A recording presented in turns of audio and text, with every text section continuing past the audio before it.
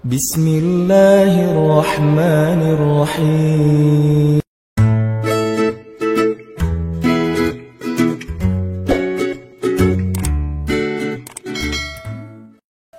Di antara nikmat yang sering kita nggak sadari itu adalah nikmat Allah menyelamatkan kita dari banyak kerugian. Kalau keuntungan kan kita tahu nih, karena wujud kan. Tapi kalau kerugian, kita seringnya nggak tahu karena tidak berwujud. Kalau berwujud, rugi. Kalau dihindarkan dari kerugian, pasti nggak akan ada wujudnya. Misalnya dihindarkan dari jatuh, berarti kan nggak ada lecetnya ya. Kalau lecet berarti jatuh. Kalau nggak lecet berarti nggak jadi jatuh. Nah ini berarti kan tidak berwujud. Karena nggak berwujud, seringnya kita nggak sadar kalau itu nikmat dari Allah. Tapi kita harus belajar yakin itu sering terjadi dalam hidup kita. Baik itu lecet fisik ataupun lecet hati. Berat. Karena kalau udah kerasa di hati kita kan berarti ada masalah nih. Kadang-kadang Allah menyelamatkan kita dari kekecewaan, dari marah, dari sakit hatinya. Itu kan tidak ada wujudnya karena kita diselamatkan. Tapi yakin bahwa sesungguhnya itu juga nikmat dari Allah. Makanya harus tetap bersyukur walaupun kita kadang gak bisa menghitung nikmat Allah. Karena emang gak mungkin menghitung nikmat Allah. Wa in ta'uddu ni'matallah. Gak mungkin kita bisa menghitung nikmat Allah. Gampangnya misalnya coba aja, ada nggak kita yang bisa ngitung jumlah tetes air hujan ketika turun hujan? Itu baru satu nikmat ya, hujan doang nih. Bisa nggak ngitung berapa tetes air hujan yang jatuh ketika kita lagi musim hujan? Atau sekali hujan aja nih, setengah jam berapa tetes? Nggak ada yang bisa ngitung. Itu aja nggak sanggup, apalagi nikmat-nikmat yang lebih besar. Nah, jadi tetap walaupun kita nggak sadar nikmat Allah apa, tapi kita pakainya bukan cuma dengan logika. Hidup saya kayaknya gini-gini aja, logikanya nih. Tapi kalau kita beriman, sebetulnya nggak gini-gini aja. Hidup kita tuh harusnya lebih parah dari ini nih. Hidup kita tuh harusnya banyak masalah. Cuman sebagian besar masalah udah Allah hindarkan. Udah Allah selamatkan kita dari masalah-masalah itu. Cuman dikasih sebagian kecil sebagai pengingat buat kita. Kadang-kadang kalau nggak dikasih masalah sama sekali, kita suka jauh dari Allah. Karena Allah kangen. Di antara hadis kangennya Allah kepada kita tuh, Allah kalau kangen kepada hambanya, dikasih ujian. Hamba yang kayak gimana? Hamba yang kalau nggak dikasih ujian, nggak deket sama Allah. Sehingga kalau Allah kangen sama kita, yang nggak deket sama Allah nih, suka lupa sama Allah, Allah kasih kita ujian. Tapi ujian yang dikasih juga ujian yang insya Allah masih ketahan sama kita. Karena Allah gak mau ngasih kita ujian yang mencelakai kita. Kalau itu terjadi namanya bukan ujian, tapi namanya azab. Dan insya Allah orang beriman gak dapat itu. Yang dapat kayak gitu tuh kelasnya udah kelas Firaun, Haman, Korun, Namrud ya. Abu Jahal, Abu Lahab itu kayak gitu tuh. Tapi kalau kelas orang muslim yang udah beriman cuman gak soleh-soleh amat, insya Allah yang dikasih bukan azab, yang dikasih adalah ujian.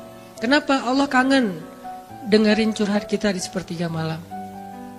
Allah kangen ngeliatin kita menangis dan manja kepada Allah. Allah kangen kita bangun tengah malam atau sepertiga malam berdoa kepada Allah. Allah kangen kita berdiri dan sujud dengan waktu yang lama. Kadang-kadang sujudnya setengah jam, saking lagi berserah diri kepada Allah. Allah kangen. Makanya dikasih ujian dikit. Tapi ujian yang dikasih ke kita tuh sedikit dibandingkan yang Allah hindarkan dari kita. Tapi mana buktinya dihindarkan? Kalau ada buktinya namanya gak dihindarkan. Kalau sudah wujud namanya kena. Kalau gak kena pasti gak ada wujudnya. Terus gimana kita tahu? Kita mungkin gak tahu, tapi kita bisa meyakininya, iman. Makanya yang dipakai bukan hanya logika, tapi juga iman.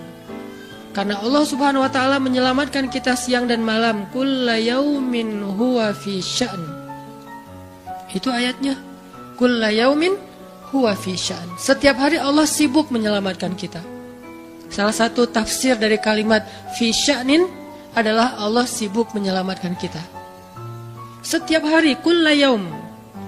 sibuk menyelamatkan fulan-fulan, sebanyak jumlah manusia, sebanyak itulah yang Allah selamatkan. Bukan cuma mukmin, bahkan orang kafir juga kadang Allah selamatkan. Cuman di dunia, kalau di akhirat beda lagi ceritanya. Kalau di dunia, rahmat Allah semuanya dikasih, baik kepada mukmin ataupun kepada yang tidak mukmin, dikasih rahmat Allah di dunia. Tapi di akhirat hanya berlaku bagi orang-orang yang beriman. Kenapa orang yang tidak beriman kok dikasih rahmat Allah di dunia? Karena di sisi Allah dunia itu kecil, gak terlalu berharga, makanya dikasih semuanya. Akhirat itu berharga, makanya dikasih buat yang Allah sayangi, yang Allah pilih doang, yaitu orang yang beriman.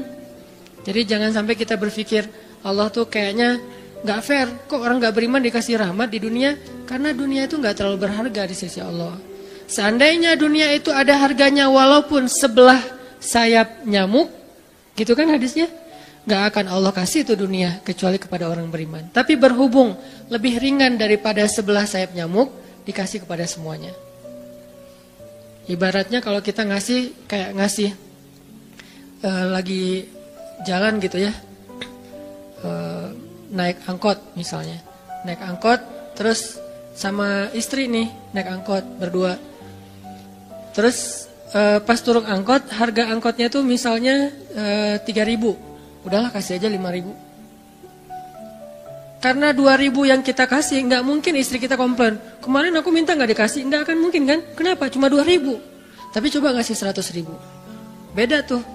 Karena dia sesuatu yang ringan, maka tidak perlu komplain. 2.000 doang, saya juga dikasih lebih dari itu. Harusnya kita sadar bahwa dunia itu 2.000-an. Dunia itu cuma 2.000-an. Gak terlalu berharga lah. Walaupun tetap butuh. Gak berharga juga butuh. Sehingga ketika ada orang yang tidak beriman dikasih 2.000-an kayak gini, kita yang beriman jangan sirik. Mending saya gak beriman kalau kayak gitu. Ternyata gak beriman juga dapat tuh banyak. Gak banyak, cuma 2.000-an. Dan kita mah dikasih lebih banyak dari itu. Cuman yang dilihat 2.000-nya, bukan yang ratusan ribunya. Ini artinya teman-teman, yuk kita tetap belajar bersyukur kepada Allah. Walaupun kita gak sadar nikmat Allah itu apa. Kita gak bisa ngitung dengan logika kita. La tuhsuha, gak mungkin bisa dihitung dengan logika. Tapi kita masih punya logika iman. Yang kita yakin, kulla yaumin huwa fi sya'n. Setiap hari itu Allah ngasih nikmat buat kita. Setiap hari itu Allah menyelamatkan kita dari banyak masalah. Setiap hari. Bukan pernah tuh dulu gua nyelamatin lo, enggak. Setiap hari diselamatin. Kita ada orang yang kadang-kadang nyelamatin kita dari satu musibah, itu kan berjasa dan kita kayak ngingat seumur hidup kan ya. Dianggap kayak orang yang paling berjasa dalam hidup kita. Dulu hampir putus gara-gara dia nggak jadi putus gitu. Nyambung lagi dalam bentuk yang halal misalkan ya. Berarti kan dia paling berjasa nih. Kalau nggak gara-gara dia nih, udah putus tuh. Kalau nggak gara-gara dia udah cerai nih. Alhamdulillah gara-gara si fulan, gara-gara ustadz itu, gara-gara teman saya, gara-gara orang tua, kita yang tadinya hampir bercerai, nggak jadi bercerai kan dia berarti berjasa banget dalam hidup kita, menyelamatkan rumah tangga. Allah menyelamatkan kita dari yang kayak gitu-gituan tuh kulla yaum, setiap hari. Kalau yang belum menikah, setiap hari Allah menyelamatkan kita dari zina. Apalagi kita hidup di zaman fitnah. Apalagi kita hidup di kota besar kayak di Bandung, yang fitnahnya mungkin lebih besar daripada di desa. Dengan mudah kita bisa terjerumus ke dalam dunia-dunia yang kayak gituan. Mudah banget. Tapi setiap hari diselamatin, besok diselamatin lagi, lusa diselamatin. Walaupun seringkali Allah pengen nyelamatin kita, kitanya aja yang kekeh gak mau diselamatin. Udah jatuh, Allah selamatkan dari apa? Dari makin terpuruk. Kadang-kadang kan jatuh ketiban tangga nih. Jatuh doang gak ketiban tangga. Allah selamatkan. Kalau nggak diselamatkan 100%, minimal diselamatkan sebagiannya. Supaya kita nggak benar-benar hancur. Itu sering. Yang pernah merasakan masa-masa kelam di masa lalunya, harusnya kan ketika kita dulu kayak gitu, kita mungkin udah mati kali ya. Yang sering tawuran misalnya, yang sering tarung di jalan, alasannya alasan sepele gitu. Kayak kemarin saya pas ke Jakarta ada acara di daerah Bintaro tuh, lagi jalan, ada tawuran pelajar, pada bawa golok, bawa samurai, bawa celurit segala macam. Kita agak-agak kaget karena kita platnya plat D gitu kan. Agak bahaya nih di Jakarta soalnya. Langsung kita gimana nih plat D, masa mau ditutup pakai tangan, nggak mungkin kan ya mobil. Akhirnya la haula aja. Coba bayangin, mungkin sebagian kita pernah ngalamin masa kayak gitu dan mungkin lebih parah. Yang kayak gitu-gitu mah udah jadi kayak sarapan lah. Kalau nggak makan siang. Kayak gitu-gitu, udah sering. Kenapa masih bisa selamat dan sekarang bisa duduk di masjid? Kalau bukan karena Allah menyelamatkan kita. Jadi kalau ada yang cerita ke saya itu tentang pengalaman masa lalunya yang luar biasa kelam, saya itu selalu bukan takjub ke dianya, takjub ke Allahnya. Bukan takjub karena dia bisa berhijrah, takjub karena Allah masih menyelamatkan dia dan menghijrahkan dia. Sehingga ketika dengar cerita kayak gitu, yang kita ucapkan adalah Masya Allah, Alhamdulillah. Bukan, wah hebat lo ya, dulu pernah bunuh orang, pernah ini, pernah semua dosa pernah gue lakuin dah. Itu gak perlu bangga, karena kalau dia gak diselamatin Allah, dulu udah celaka dengan dosa-dosa itu. Tapi karena Allah selamatkan, akhirnya dia diberi kesempatan. Bikin dosa, dibiarin sama Allah. Bikin dosa, dibiarin, bukan dibiarin berbuat dosa, dibiarin supaya dia kembali kepada Allah, dikasih kesempatan. Dan itu gak sehari, bertahun-tahun kan kita kayak gitu. Masih aja Allah biarin, masih Allah kasih kesempatan. Ini artinya teman-teman, benar kulla yaumin huwa fi sya'an. Setiap hari itu Allah selalu jagain kita. Setiap hari itu Allah selalu nyelamatin kita dari banyak masalah. Kalau yang udah nikah, mungkin di hari-hari pertama atau tahun-tahun pertama nih pengalaman pernikahan ya. Ya nggak apa-apa deh. Sedikit lah ya, saya mah nggak terlalu berpengalaman. Ada yang lebih berpengalaman dari saya lah ya. Ada sedikit pengalaman. Biasanya orang yang baru nikah ujiannya itu 3 tahun pertama. Kalau dia bisa ngelewatin masa 3 tahun pertama, insya Allah agak lebih mudah ke depannya. 3 tahun pertama ini paling berat. Apalagi kalau dia nikahnya, alhamdulillah gak pacaran. Kalau pacaran kan ujiannya udah sebelum nikah udah banyak ujian ya. Pas sudah nikah ya udah selesai. Bukan udah selesai ujiannya, udah gak ada yang perlu udah hambar aja. Udah plain ya. Pernah gitu Ustaz? Enggak sih. Untung ya, untung. Alhamdulillah gak pakai pacaran. Soalnya yang pacaran diputusin melulu. Jadi yang udah pacaran lama, pas udah nikah, kita mau ngapain lagi ya? Kayaknya udah semua ya. Oh iya, udah semua. Bulan madu dari dulu juga udah sering. Kan udah agak-agak plain gitu kan. Tapi kalau yang belum nikah, belum pacaran, nikah nih. Jadi kayak benar-benar baru pacaran, cuman ada konsekuensi lain yang mungkin ini jadi kayak semacam ujian lah biar sabar. Masa-masa adaptasi, masa-masa saling mulai mengerti, oh ternyata kamu tuh kayak gini dan segala macam. Apalagi kalau baru nikah langsung LDRan kan berat banget tuh. Nikah LDRan, pacaran LDRan aja berat. Benar gak sih? Nggak ngaku Pacaran LDRan aja berat, apalagi nikah LDRan. Kenapa? Pacaran itu kan masih banyak pantangan. Nikah kan udah masih banyak ibadahnya. Tapi nggak boleh ibadah, coba gimana? Nggak sengsara tuh, merana kan? Harusnya boleh, tapi nggak boleh. Yang tadinya nggak boleh aja sengsara, apalagi udah boleh. Nah ini artinya setiap hari dalam tahun-tahun pertama pernikahan kita bisa aja mengatakan, udah deh, saya talak kamu. Apalagi laki-laki. Kalau nggak sabar dikit keluar kata-kata talak. Kalau udah keluar nggak bisa ditarik lagi tuh. Karena kalimat itu walaupun guyon tetap kena kan. Guyon aja kena, apalagi serius. Nggak usah, saya waktu itu lagi dikuasai amarah. Emang ada yang cerai dalam keadaan nyaman? Kita talak yuk, gitu. Nggak ada kan? Yang namanya cerai pasti marah tuh. Jadi nggak ada istilah gara-gara marah terus talaknya nggak berlaku, nggak. Maksud marah yang nggak berlaku talak itu kalau sampai hilang akal. Tapi rata-rata kita masih berakal sih walaupun marah juga. Karena ada orang yang marah tuh kemudian dia jadi kayak orang yang gila gitu gara-gara marahnya itu hilang akal. Tapi kalau masih berakal, masih mukallaf, masih bisa berpikir, ya namanya cerai nggak ada yang nggak marah. Yang namanya cerai pasti marah. Aku talak kamu. Gak ada. Udah talak manggilnya say. Udah gitu pakai emoticon yang love gitu. Tapi talak kan agak-agak klise ya. Gak ada. Pasti emoticonnya tuh berderai-derai atau hatinya terbelah kan gitu kan ya. Lagi rame soalnya tuh yang kayak gitu-gitu. Ini artinya bahwa yang namanya talak gak ada nyamannya. Pasti lagi marah. Dan tetap berlaku teman-teman. Kalau nggak Allah membimbing lisan kita, mungkin hari kedua udah talak tuh. Kalau Allah nggak membimbing hati kita, mungkin bulan pertama udah talak. Berarti kulla yaumin huwa fi sya'an. Sebetulnya kalau dengan logika iman, harusnya kita yakin setiap hari itu Allah pasti nyelamatin kita setiap hari. Cuman karena udah diselamatin jadi nggak ketahuan. Kalau nggak diselamatin ketahuan. Tadi mau jatuh di jalan nih, naik motor nih, mau keserempet harusnya jatuh, tapi nggak jadi keserempet. Atau keserempet dikit nggak jatuh, kan kita suka lupa kalau kayak gitu kan ya. Kalau udah jatuh baru ingat, kan saya tadi udah baca bismillah, kenapa masih jatuh, gitu kan. Tapi kalau nggak jatuh, kita lupa bahwa ternyata perjalanan kita itu dilindungi oleh Allah, sehingga kalau udah sampai bilang alhamdulillah. Jadi banyak yang kita nggak bisa ngitung, karena memang tidak terjadi. Kenapa nggak terjadi? Allah yang menyelamatkan kita. Kulla yaumin huwa fi sya'an. Sehingga tetap walaupun mungkin kita nggak ngerasain, bilang aja alhamdulillah, alhamdulillah setiap hari aja gitu. Karena nggak ada ruginya juga kita ngomongin alhamdulillah. Satu-satunya kata atau nama yang nggak rugi disebut cuma nama Allah. Dan satu-satunya nama yang rugi kalau disebut nama mantan. Itu nggak enak banget nyebutnya. Kadang-kadang lagi ngobrol sama temen atau lagi kenalan di dalam kampus nih ya, atau kelas anak baru ceritanya. Kan kenalan nih. Dipanggil nama sama guru satu-satu. Pas ada satu nama misalnya namanya siapa gitu kan ya. Kita sendiri yang pas nama itu disebut langsung meriang. Lah kamu kenapa? Itu nama mantan saya bu.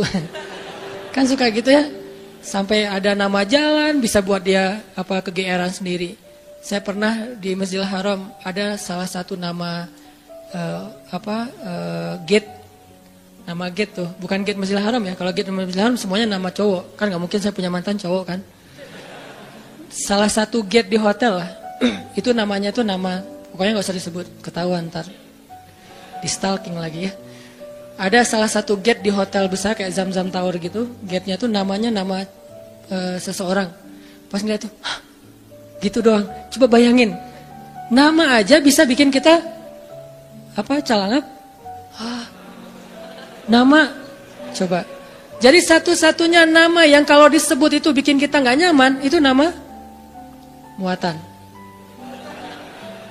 Dan satu-satunya nama yang kalau disebut bikin kita dapat kebaikan cuma nama Allah Subhanahu wa taala.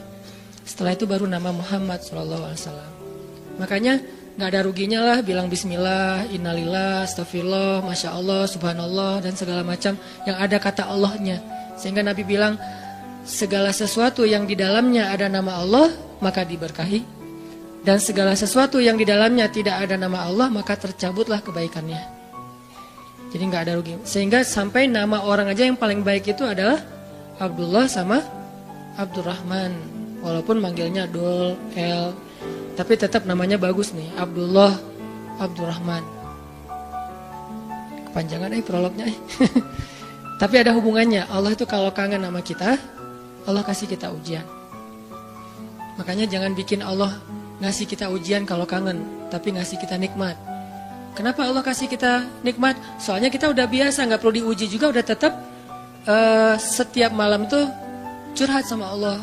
Bukan pas lagi banyak masalah doang baru curhat. Kalau pas banyak masalah doang baru curhat, berarti pas kita lagi normal, kita lama tuh nggak ketemu Allah, nggak pernah miss call Allah, nggak pernah japri Allah, nggak pernah curhat ke Allah, nggak pernah DM.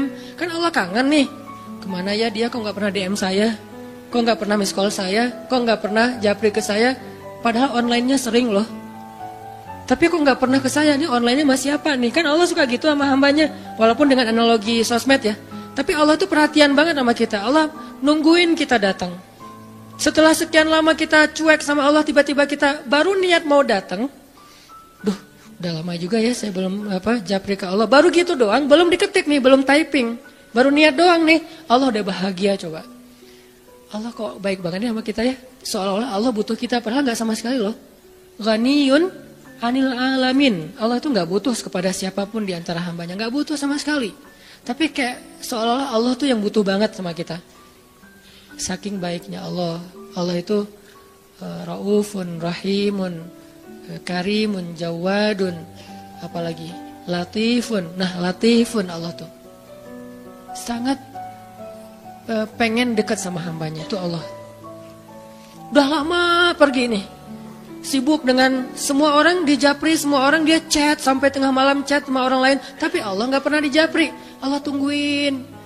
Kalau manusia mungkin kita bisa nyebutnya kayak kesepian gitu, tapi Allah kan nggak mungkin kesepian, tetap aja Allah nungguin seperti orang yang kesepian, saking kangennya sama kita. Coba begitu kita ada masalah datang ke Allah, Allah nggak bilang giliran sekarang aja lo datang, nggak kayak gitu Allah.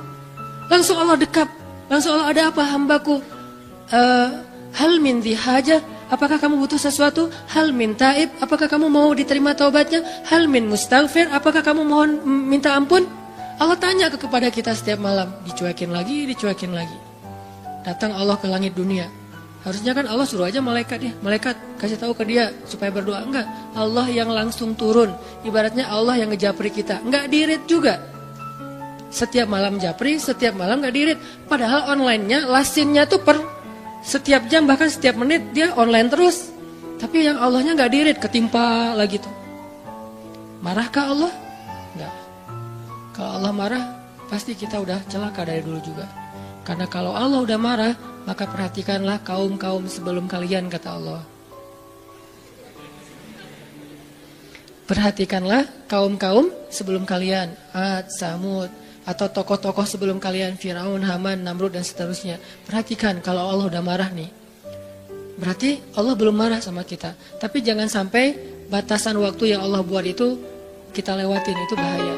Karena kalau Allah sudah menentukan waktunya, nggak bisa di